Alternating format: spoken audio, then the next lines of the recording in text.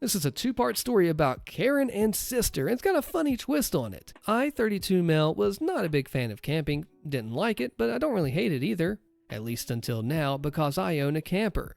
My sister loves camping much like one would love a hobby, and every time she invited me on a camping trip, something stupid would happen.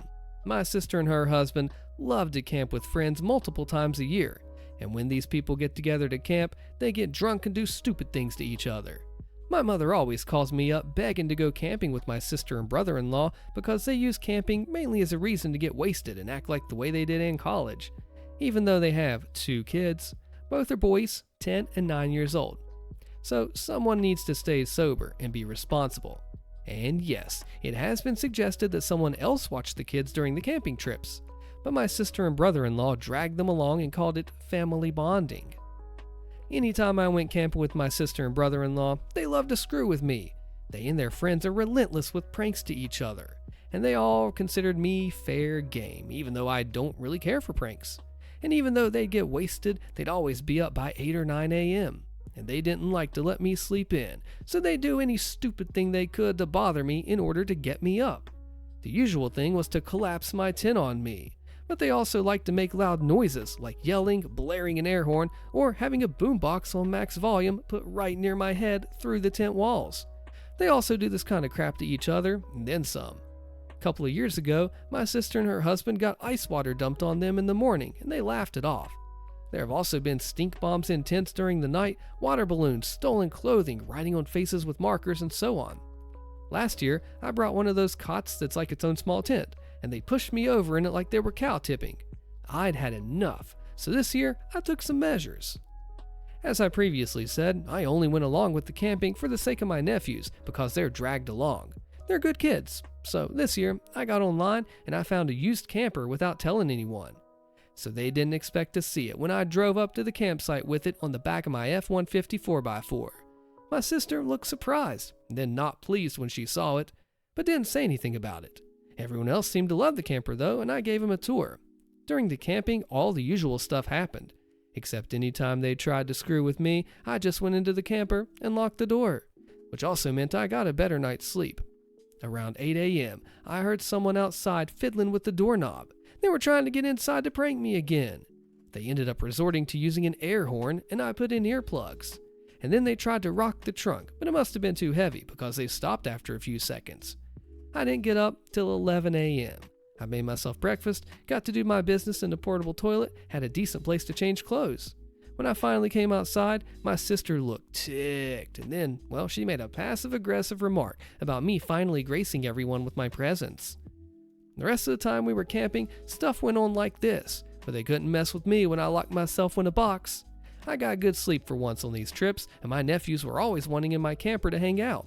We played Uno at the table a few times, and I had a refrigerator filled with soda. When the trip was over, my sister confronted me and said that the next time she was going to be making a tents-only rule. And I said I wouldn't be going then, because my camper and I are a package deal. She told me she hated the camper and that it wasn't necessary. I said she only hated it because she can't mess with me now that I have it. I was sick of all the stupid pranks, and if they want me to come help with the kids on camping trips, then my camper comes with me, and they stop messing with me. She called me a jerk and then walked away to fume.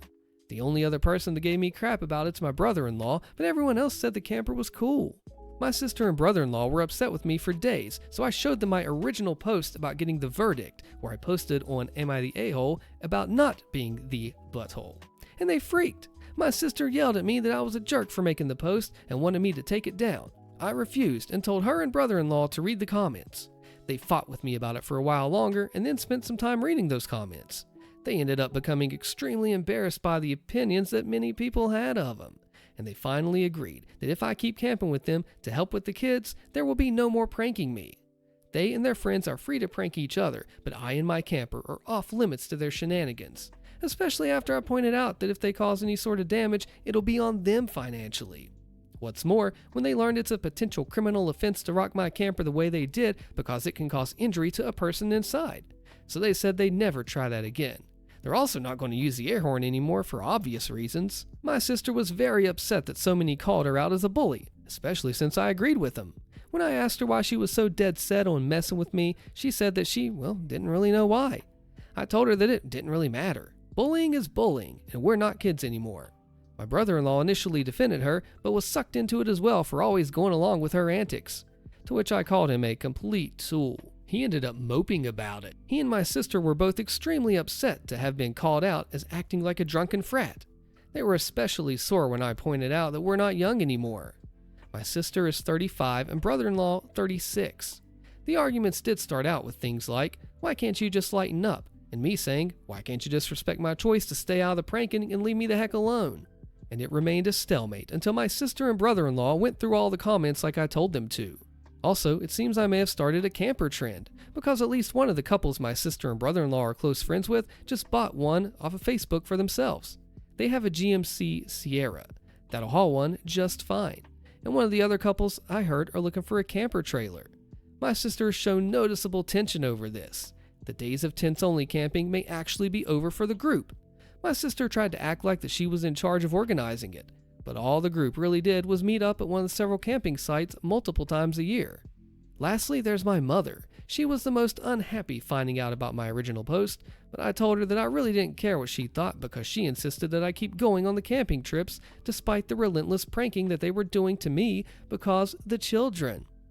I called her out that if she was so concerned with that, she would have gone too. She's retired and has plenty of time on her hands. And then she whined that she hates camping. I sarcastically nodded and said, "You see, now you get how I felt." She hasn't apologized, but did admit that I was right, though now she's acting distant with me and my sister now. I'm still going to be doing camping, because what's the point of having a camper if I don't use it? But it's more for myself now.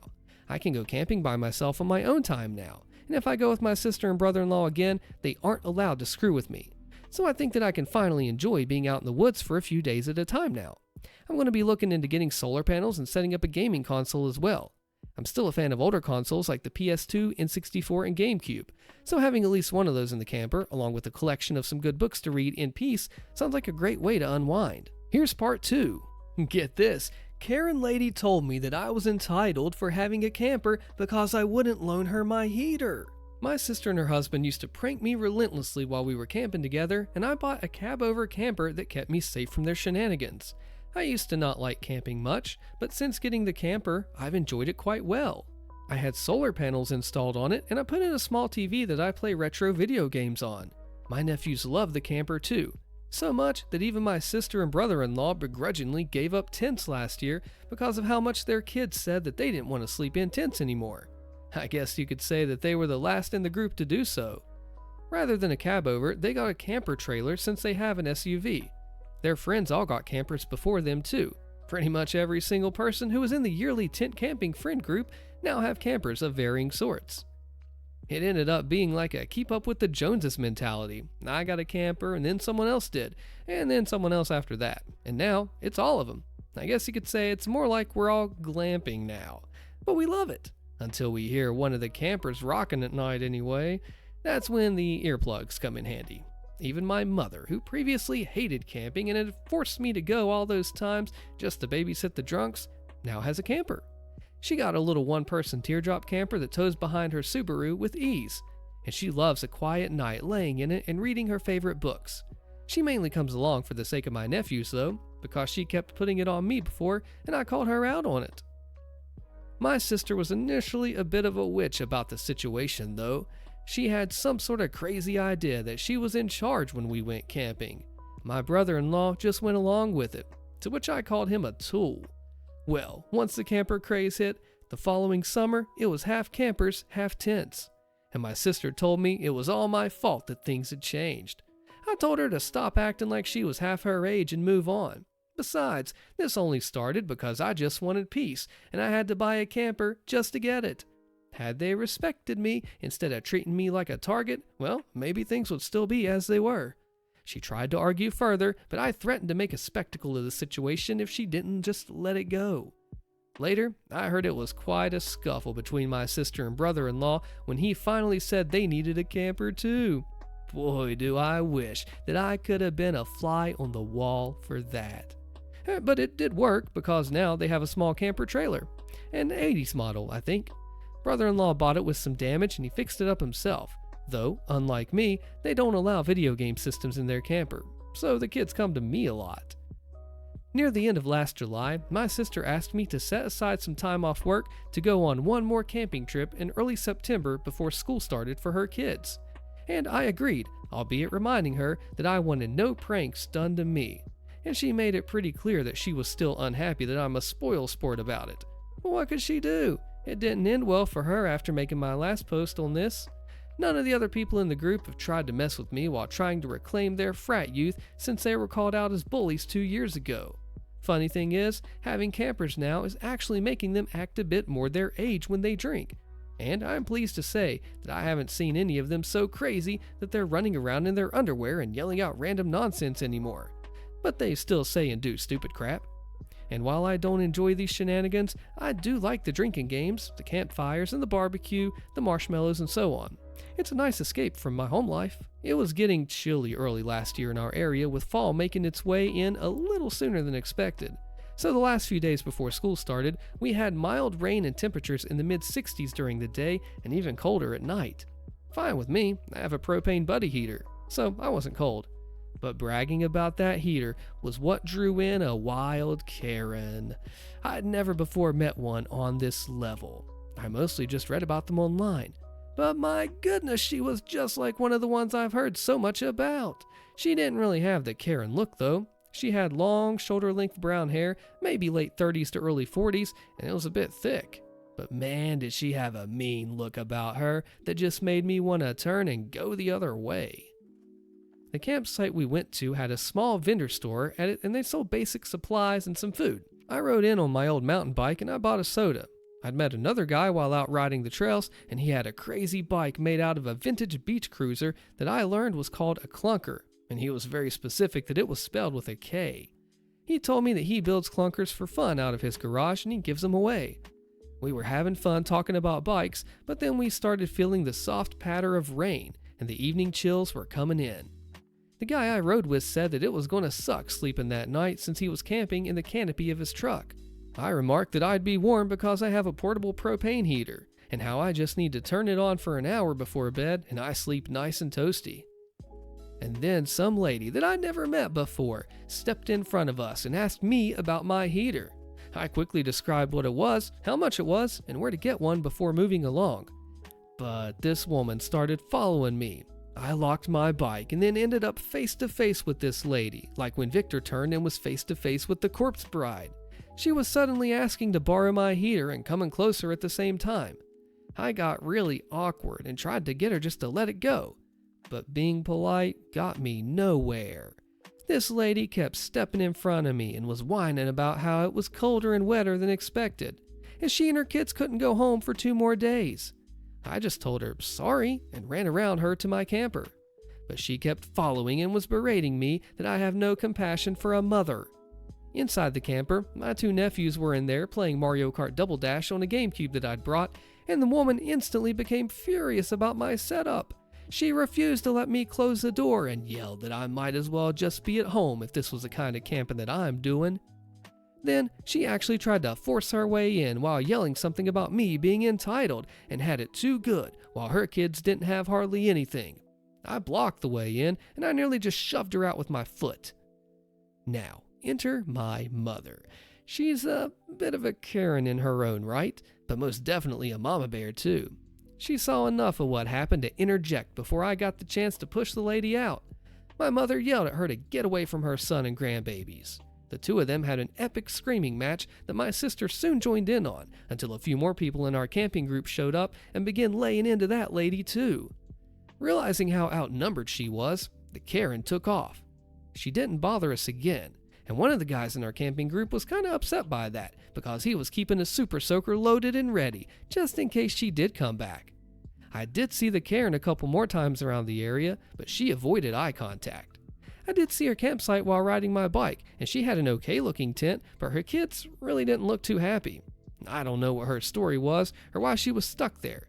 Maybe she was temporarily without residence or something, I don't know. But I do know that she went way too far before when trying to get into my camper. Her problems weren't mine to solve. Sadly, I didn't notice till right as we were all packing up to leave, but the tires on my bike had been slashed. I couldn't prove it was the Karen, but I'm pretty sure it was her. I fixed the bike easily enough, just needed new tubes and tires.